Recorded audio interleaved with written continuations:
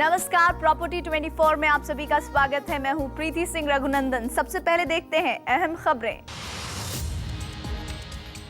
भारत में गगनचुंबी इमारतों की लगने वाली है लाइन। मुंबई सहित कई शहरों में बनने वाली है 70 से 125 मंजिली इमारतें। प्रॉपर्टी बाजार में डिमांड और सप्लाई में और बढ़ेगा अंतर। दिल्ली एनसीआर में अगले 5 सालों में 7,70,000 घरों की होगी जरूरत।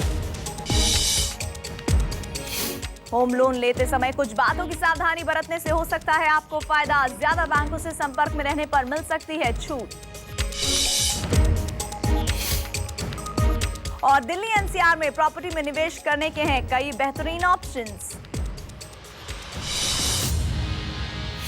कई अलग अलग क्षेत्रों में भारत ने दुनिया में अपनी पहचान बना ली है, लेकिन जब हम बात करते हैं ऊंची ऊंची बिल्डिंगों की या गगनचुंबी इमारतों की, तो हमारे जहन में दुबई, सिंगापुर, मलेशिया, अमेरिका या यूरोप की तस्वीरें सामने आती हैं। लेकिन बहुत जल्द से तस्वीर बदलने वाली है, क्योंकि आने वाले दिनों में भारत में आसमान को छूने वाली कई बिल्डिंग्स दिखाई देंगी।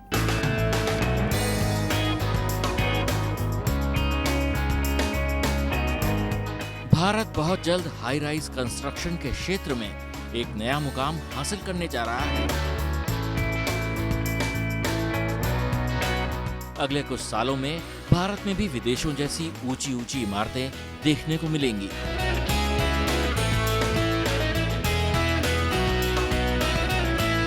जिसमें से कई बिल्डिंग्स 100 से ज्यादा फ्लोर की होंगी। आज हम आपको ऐसी ही 10 आसमान को छूने वाली हाई राइज बिल्डिंग्स की सैर कराते हैं।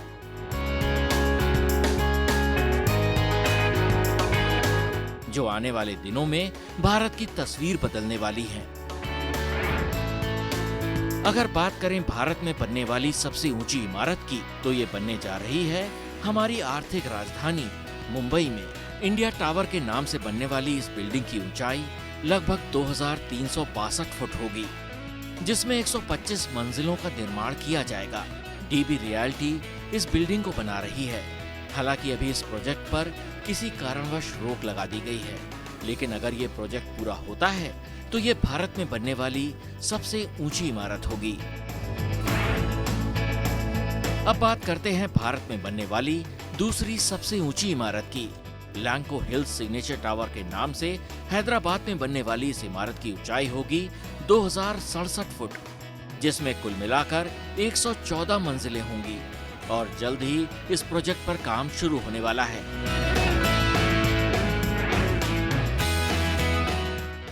मुंबई में ही भारत की तीसरी सबसे ऊंची बिल्डिंग भी बनाई जा रही है, जिसे वर्ल्ड 1 का नाम दिया गया है।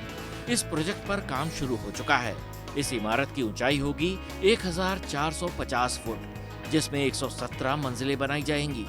इस प्रोजेक्ट के कंस्ट्रक्शन का काम लोधा ग्रुप को दिया गया है। भारत की चौथी सबसे ऊंची इमारत की बात करें तो ये बनने जा रही है गुजरात के गांधीनगर में, जिसे गिफ्ट टावर के नाम से बनाया जा रहा है। इस टावर की ऊंचाई होगी 1345 फुट, जिसमें कुल 86 मंजिलों का निर्माण किया जाएगा। इस प्रोजेक्ट को 2017 तक पूरा करने का लक्ष्य रखा गया है। भारत की 5वीं सबसे ऊंची इमारत मुंबई में बनने जा रही है, जिसे द इंपीरियल 3 नाम से तैयार किया जा रहा है।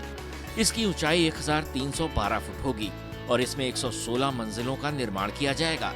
इस प्रोजेक्ट के कंस्ट्रक्शन का काम एसडी कॉरपोरेशन को दिया गया है, जो पहले भी 2 इंपीरियल टावर्स बना चुके हैं। इस प्रोजेक्ट पर 2014 में काम शुरू किया जाएगा, जिसे 2017 तक पूरा करने का लक्ष्य रखा गया है। मुंबई में ही 6वीं सबसे ऊंची इमारत का भी निर्माण किया जा रहा है। श्रीपति ग्रुप इस गगनचुंबी इमारत को बना रहे हैं। इस इमारत की ऊंचाई 1312 फुट होगी और इसमें कुल 110 मंजिलों का निर्माण किया जाएगा। मुंबई में इतनी ज्यादा गगनचुंबी इमारतें बनने के पीछे वजह है इसका समुद्र के किनारे बसा होना, जहां जमीन पहले से ही कम है। हाई राइज बिल्डिंग्स का जो कॉन्सेप्ट है वो जो सीस्मिक जोन है उसके हिसाब से है।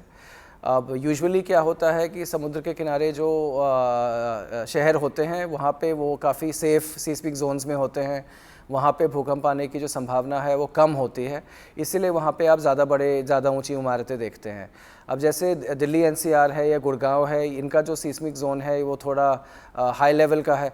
ओके, सो यहाँ पे अब तक अप्रूवल्स नहीं मिल रहे थे ज़्यादा ऊंची इमारतों की, बट अब टेक्नोलॉजी इतनी बढ़ गई है कि आप टेक्नोलॉजी से काफ़ी कुछ सरकमवेंट कर सकते हैं। सो अगर आप टेक्नोलॉजी को अच्छी तरह यूज़ करें एंड उसके हिसाब से कंस्ट्रक्शन करें तो even in Delhi NCR you can have 50, 60, 70 story buildings.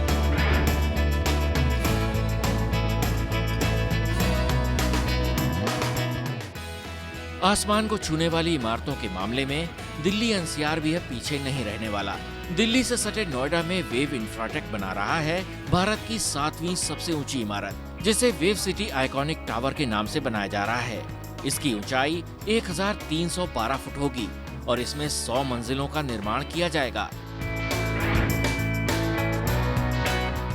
Bharat की 8वीं ऊंची इमारत की बात करें तो भताड़ ग्रुप मुंबई में सेलेस्टिया स्पेसेस के नाम से एक इमारत बना रहा है, जिसकी ऊंचाई 1312 फुट तय की गई है। इसमें कुल 80 मंजिलों का निर्माण किया जाएगा, जिसकी ऊंचाई 1312 फुट तय की गई है। मुंबई में भारत की 9वीं सबसे ऊंची इमारत का भी निर्माण किया जाएगा, जिसका नाम है ओएसिस टावर। इसे ओएसिस रियल्टी बना रही है। इस टावर की ऊंचाई 1220 फुट होगी और इसमें कुल 85 मंजिलों का निर्माण किया जाएगा। भारत में बनने वाली 10वीं सबसे ऊंची इमारत को गुजरात के गांधीनगर में बनाया जाएगा। इसे गेटवे टावर 1 और टावर 2 के नाम से बनाया जाएगा। इन टावर्स की ऊंचाई 1188 फुट होगी और इनमें 70 मंजिलों का निर्माण किया जाएगा।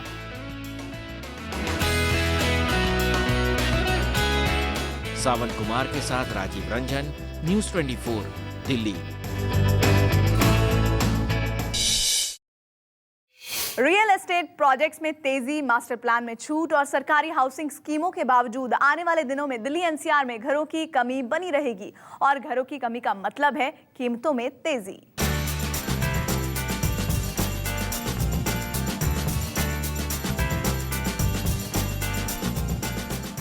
अंतर्राष्ट्रीय real estate consultant Cushman and Wakefield के मुताबिक बढ़ती जनसंख्या के चलते अगले 5 साल में दिल्ली एनसीआर में 7,70,000 घरों की जरूरत होगी, जबकि केवल 6 लाख फ्लैट्स ही उपलब्ध हो पाएंगे और इस डिमांड में एलआईजी और एमआईजी फ्लैट्स की हिस्सेदारी 70% से ज्यादा होगी। डिमांड के मुकाबले सप्लाई में कमी उस दौर में रहेगी जब मास्टर प्लान 2021 में संशोधन के तहत करीब 66,000 हेक्टेयर जमीन रेजिडेंस के लिए अनलॉक की जाने वाली है। वहीं पीपीपी मॉडल के तहत लैंड पूलिंग को भी हरी झंडी दिखा दी गई है। हालांकि एनसीआर में डिमांड और सप्लाई का बैलेंस देश के दूसरे कई शहरों के मुकाबले बेहतर होगा।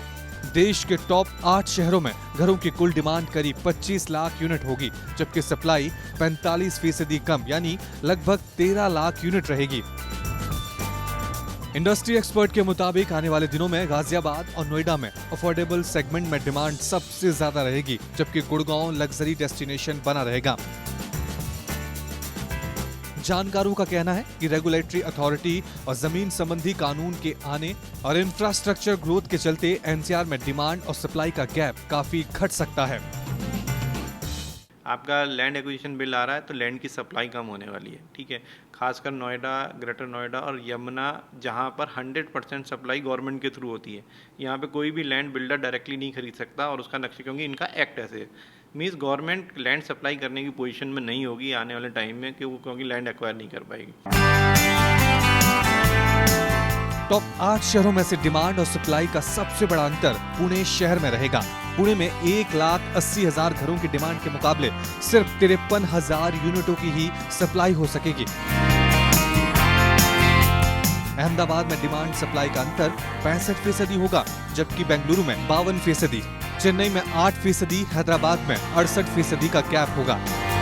सप्लाई के सबसे बेहतर स्थिति वाले शहरों में मुंबई टॉप पर है, जहां डिमांड के मुकाबले सप्लाई का अंतर सिर्फ 5% है।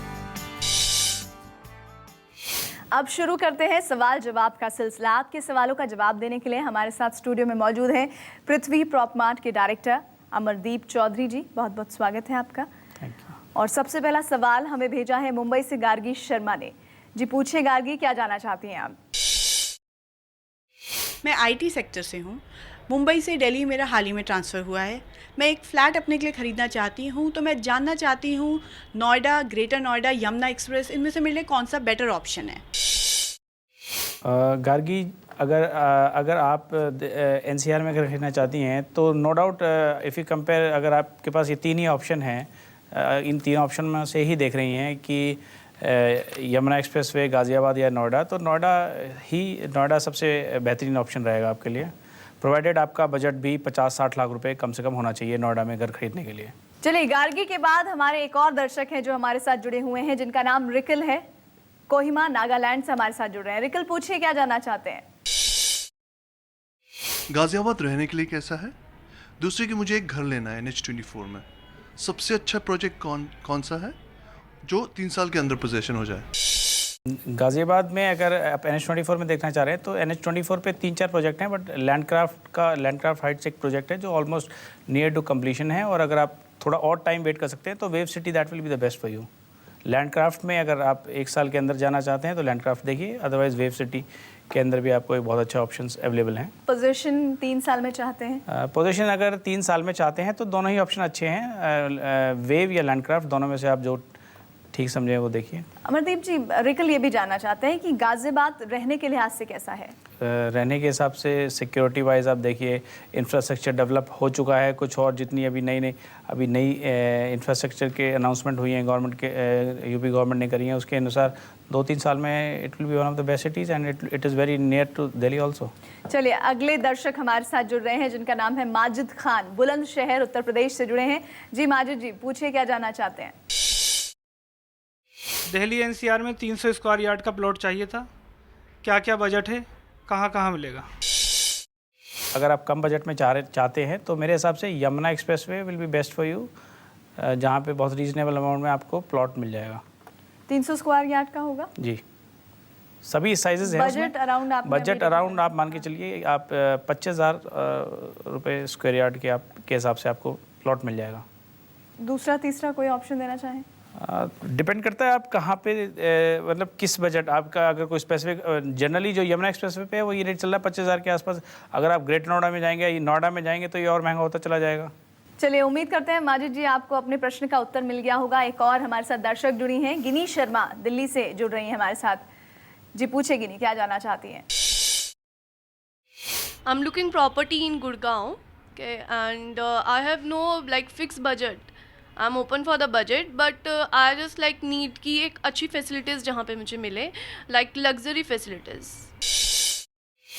इनके लिए जो ऑप्शंस हैं, वैसे अगर आप देखें तो गुड़गांव में ज़्यादातर डेवलपर्स लग्जरी के ऊपर ही काम कर रहे हैं, एंड चाहे M3M हो, शोभा डेवलपर्स हो, BPTP हो, तो इनकी काफ़ी अच्छे लग्जरियस प्रोजेक्ट्स आ रहे हैं जिसमें विलास से लेके और अपार्टमेंट, सभी फैसिलिटीज़ हैं, सभी अल्ट्रा लग्जरी फैसिलिटीज़ के साथ ये डेवलपर्स लेके आ रहे हैं।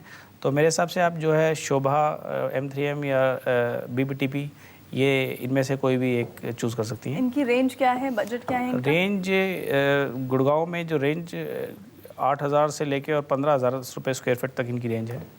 चलिए, उम्मीद करते हैं गिनी आपको अपने प्रश्न का उत्तर मिल गया होगा। और आखिर में लेते हैं एक ईमेल जो हमें भेजा गया है चंडीगढ़ से। मनजीत सिंह ने ये लिखते हैं कि NCR में 2 बेडरूम का फ्लैट इन्हें खरीदना है, बजट है इनका 25 से 30 लाख रुपए। जानना चाहते हैं कि ऑप्शंस क्या हैं?